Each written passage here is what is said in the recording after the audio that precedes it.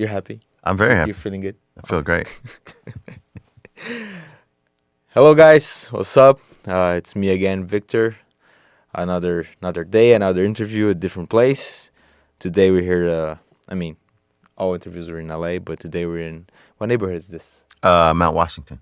Mount Washington. Yeah. Great. I'm here today with David Ryan Harris, guitarist, writer, producer. Anything else you are that I don't know what? That's enough. And we connected through the MI internship program, and we've been doing stuff here, working this past 3 months. It's been great, and I've been really happy to connect with him, and he's agreed to do a quick interview here. He's mostly known for his gig with John Mayer. He's been a guitarist for John Mayer since when? About 2004. 2004, so 17 years now, Yeah. almost 18. Yeah. And so we're here to talk about some stuff. As you see, I don't even have my little iPad here. It's all improv. It's all out of the blue. So, David, thank you so much for doing this. Thank you for thinking I was worthy of doing it. Yes, yes. Thank you. I was going to say thank you for having me here. Actually, I was going to say thank you for being here, but I am here at your place. So. Right, yeah. So thank you for coming. Thank you. Yeah. Yeah, whatever. Anyway, Lots of thank yous. I think we're going to go through a little bit of his setup for the John Mayer tour that's coming up on 2022. But before that, please, David, tell us more about yourself, how you came up, how you got this beautiful gig that you've been on for 18 years. I'll make the part before John Mayer quick, so we get to the John Mayer part. I came up playing in bands around Atlanta, had a couple record deals, one with that band and then a solo deal in Colombia. The solo deal in Colombia, I put out a record in '97 that John heard when he was at Berkeley. Legend has it, and he really liked that record. Like no one heard that record. And so when he moved from Boston to Atlanta, just kind of like, oh, this is like pre-internet. So you're like, oh, I want to find the guy that did that record that, lives in this town. So Yeah. we just had mutual friends that connected us. And he didn't have a deal yet. He was playing shows with Clay Cook, that's now with Zach Brown Band. So they were doing things as a duo. And I think it was kind of on the tail end of that we actually met. And we just became friends, playing, coffee houses and, kind of listening acoustic room things around Atlanta before he got his deal. And as I was trying to figure out what I wanted to do next. And then he went on to get his deal. I ended up getting a record deal with Lars Ulrich. He had this label called The Music Company. The Lars Ulrich from Metallica? Yeah. Oh, cool. So he had a label through Elektra, and he signed my band, the Brand New Immortals. It's like 2000, maybe 99, 2000, somewhere around there. We put out a record and did a little bit of touring, and just as we were starting to get that thing off the ground, I think John got signed, and Room for Squares was out and kind of doing his thing, and we would just kind of bump into each other around, whenever he was in town or I happened to be in town. And after a year or so doing the Brand New Immortals thing, Lars decided he wanted to go back to playing drums in Metallica and not be a label person. And we as a band just decided, we were more friends than we were like a band that was like, we didn't ride around in a 15-passenger van and slug it out in the clubs. We just kind of put something together, and you sort of got fast tracked. So it was like, well, if we don't have this deal, why don't we just all try something different? So sort of in the shadow of trying something different, I ran into John somewhere, and he was like, hey man, we're out doing shows. If you ever want to come out and play and hang, there's always a bunk for you on the bus. And so I went out to do some shows, just kind of for fun. I never really was a sideman, kind of like that could kind of come in and out. And so that's kind of how it started. And then That's cool. Just kind of played off and on, mostly on since then. Yeah. And it's been a crazy journey. I've seen you live with him different times, different years. It's always a pleasure to see it. And as you get prepared for a new tour, today we're in December, so like you should be starting rehearsing in January, right? Yeah, like the end of January.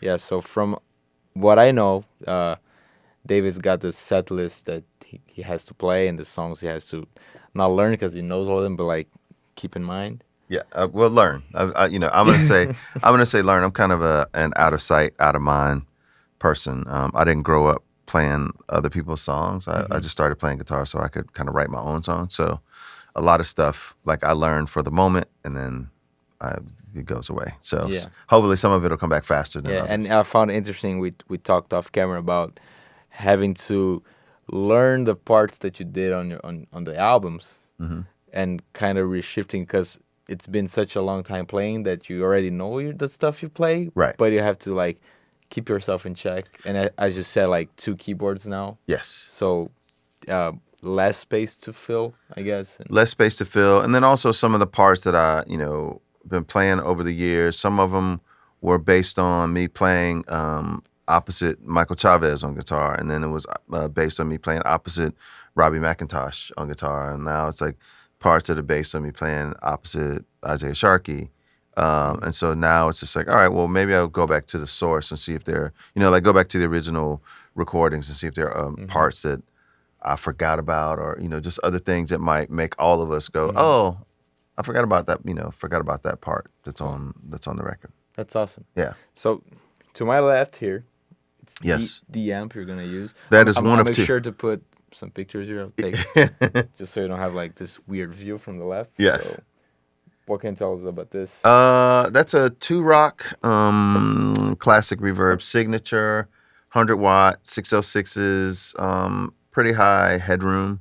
So it's got lots of switches on the top, which was really confusing to me at first, but now they're just all those switches are off.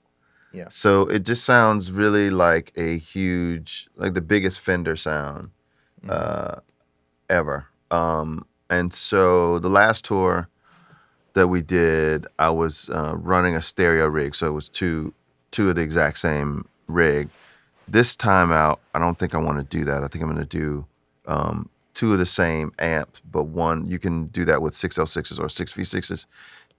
We're like guitar nerd alert. 6v6s, lower wattage, and they just have a compression to them that I really like, and the way that they kind of break up, I think is really cool. So the idea of having, I'll still run it in stereo, but there'll be 2 pretty different amps, and I think that will, in theory, will help with like kind of making it be a bit more 3D. It'll give our front of house. Aside from this, you're gonna have another one. It'll be, yeah. Okay. Yeah. Awesome. And you do the universal audio thing too, but So the last tour, I used the universal for my ears. So just so I didn't have to bug the front of house guy all the time. So the line output on that was going to my ear. So if I needed more guitar, I could just run over and turn it up. Or if I wanted a little more room in it, I could just run over so and you do have your that. control here right ahead. This stays on stage with you. Yes. Okay. Yeah. That whole thing. And like the front of house guy, he did have an output for that, but I don't think he didn't use that out, the attenuation from the aux. I don't think he used that out front. That's cool. Yeah. Yeah. And guitar-wise, do you know what? Man, You mentioned off camera that you wanted to do one guitar, but that's kind of hard. that would be ideal if I could find one guitar that could do everything, but it's impossible. I think I don't know. There are certain guitars I know I'll take. I'll play this blue SG Melody Maker. I always take that. It does a certain thing really, really well. And then I think I'm gonna. It's this one right here, right? Yes. Yeah. I would show you, but it's right on the camera. Yeah. If you show them, the camera will fall over. So I think I'm gonna take that. I do like the Telly, the Cabernita Telly maple board, just because it's kind of bright and it does songs like Helpless and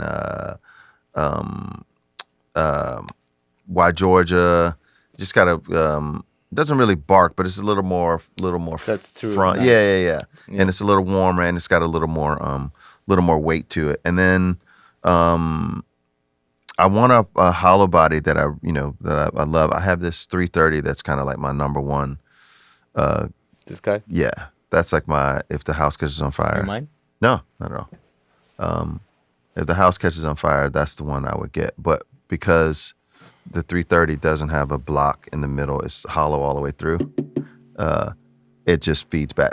It feeds back at like zero volume. Like it just is not good for being on a rock stage. Sure. But I love, you can you feel how fat the neck is on that thing. Yeah. It's thick and nice. Yeah. It's got flat bone strings too. Yes. Yeah. So I have to get something that kind of does that thing. So yeah, I'm just kind of, that has a fat neck that I love, and I love the P90. So, yeah, just trying to figure out what that guitar is. If it ends up being like a 335 or this really beautiful PRS. This one? No, the black one. See, you can't even tell. It doesn't even look like a PRS. One? Yeah, the black and gold one. PRS. Yeah. Okay. It's heavy as hell. Oh, be careful with this one. This is beautiful. Yeah, that's beautiful. Yeah. Initially, I was like, oh, I want a guitar that does everything. So it's got like this 6-way switch on it, and but I'm like a caveman, so I can never. It's really hard to get it in the 6th position, so I can never tell where I am on the thing. So I don't know. Trying to figure it out. Yeah, I couldn't tell because I look at the sky here and I got confused. But yeah, but all things considered, if you manage to really take like 3 guitars, that would be a huge. That would be so ready. That would be amazing. And like acoustic. Yes. One more. Acoustic. Probably take 2. Which will be that Yamaha for sure. Yeah, I mean, I think normally I have like 10 guitars on the road. Normally 10? Yeah. Okay, so 4 or 5 would be already like. Yeah. I mean, and the truth of the matter is, it will probably still end up being at least 8 because I kind of need like if the SG is like my basic thing, I need some sort of backup for that one. So I actually have 2 of those. That's cool. So it'll be like kind of a double thing, but still knowing that those 4 are the main ones would be great. That's really cool. Yeah. And pedal wise, I'm guessing you're gonna go from song. You kind of go from song to song. You already know what you want, and I understand you're aiming for a concise thing on the guitars and on the. So how many pedals you wish you could take? I mean, on a perfect situation like 1. Yeah, exactly. If I thought I could get away with it, I would have 100 pedals just because they're fun. But it gets confusing, and then if something goes out, you don't know which one is the one that goes out. And there's certain things that I love as a player that just aren't appropriate for John's gig. Like I love fuzzes, but this isn't really a fuzz gig. So as much as I love them, I probably won't have one on the board. I'll start the campaign right now for John to give you a fuzz solo on the tour. Straight fuzz. So yeah, I mean, like at this point, there's one kind of distortion, which is this brown amplification protein, but it has 2 sounds. So like, which is really 3 because there's one and then the other one and then 2 of them together. So that's a pretty versatile thing. Pretty small footprint, and even if it was larger, I just love that pedal. So I always need that. I need something that does like a tap delay thing. Something that does maybe a longer verb, tremolo, and then the other stuff is just kind of like there's one song I use phaser on, but literally just one song. So I don't want phaser on. I don't want to take up the real estate on my board for something that I use for one song. Or I think I use wah on one song, Leslie on one song. So there's actually another pedal that I don't want to talk about because I don't want people to start buying them and then I can't find them. I was just kidding. It's a Digitech thing. I think it's called I can't remember what it's called. I'll show it to you. But it does an amazing Leslie, pretty cool wah, and it does kind of a spacey thing as well. So I may put that on because it does 3 things in one. And also it's kind of a volume pedal. So I don't know. I'm still kind of getting it together. And then I'm just trying to figure out if I want to do it all with MIDI switching. There's a couple songs we do to click, and it would be nice to know that my delay, I didn't have to tap it in. It would be always on that tempo. So I was just trying to figure out what's... So not the whole shows on click? No. 2 songs? No, I think we have like maybe 3. And any special reason why? Well, those are like, we have like one of them's just got weird sounds in it that nobody could cover. I guess at this point, now that we have another keyboard player, he could cover some of those sounds. And some of it, I think, it's hard to tell from an artist's perspective which are the sounds that the audience is going to miss if they don't have. So I think John, there's just certain songs that he's like, I got to have that sound in there. But 9 times out of 10, I don't think the audience really. I don't think they'd be fine not having them. But I know what it is to want to be sure that those things are covered, and it makes the rest of the band's job easier. Yeah. And you mentioned that little guy that may help you on getting, like, as you said, like, so it doesn't get like a flanger and a Leslie and too many pedals for just one song or two. Yes. This guy, Mod Dwarf. The Mod Dwarf. And it has like this companion web browser sort of thing. I guess like the Kemper and a lot of them do, where you can go and download different. Well, I guess with the Kemper, you're just downloading people's profiles. But with this, you can. It's based on some sort of open source thing, so somebody can do their version of a CE1 chorus pedal or a phaser or Leslie, and it also does like synths and all sorts of stuff. So this could also be that thing that does the phaser and the chorus and the Leslie and the wah all in one box. I just have to figure it out. Cool. It's a lot of But if you ended up like the show's kind of, I mean, the tour is not until February, so he's got time to figure it out. But if you were to take it right now, it would be like what, 6 pedals? 7? 2, 4, 6. Yeah. Well, 2, 4, 6. Yeah. Let's just say 8 safely. Cool. Yeah. I mean, I've seen people play at pubs with more pedals. So oh, for sure. I've played at pubs with more pedals. So it's great. It's and 2 of those, like one's a tuner and the other one's just like a buffer at the end. So. And you do like your pedals. They are on stage in front of you, right? Yes. I think I know that John used to do like his pedals weren't there. It was the pedals were in a rack at one point. Mm-hmm. Yeah. And he just pressed for the songs, right? Yeah. Well, he would press for, I don't really remember for sure, but I think he would press different loops for the pedals that were kept in a rack. And then I think he had still a couple on the floor, just because there's sometimes you just want to be able to reach down and goose something and not have to go all the way back to your amp. Yeah. But now it's all no switch. Well, at least the last tour we did, there was no switcher, all pedals on the floor. That's great. Old school. Old school, man. Old school vibes. Yeah. Yeah, that's beautiful. I think that's pretty much it that we got. If you are in the U.S. next year, please catch John Mayer on tour. Yes. See David, say hello. Yes, from afar. Yeah. Have a sign. Yeah. Saw your interview with Victor. Right. And I hope they come down to Brazil soon. And David, again, thank you so much for this. Thank It's you. been a real pleasure. And you guys subscribe, share, like, all that good stuff. All those things. Or don't. I don't know. Oh, no, I dare do. you. I dare you to. Yeah. Let people do it.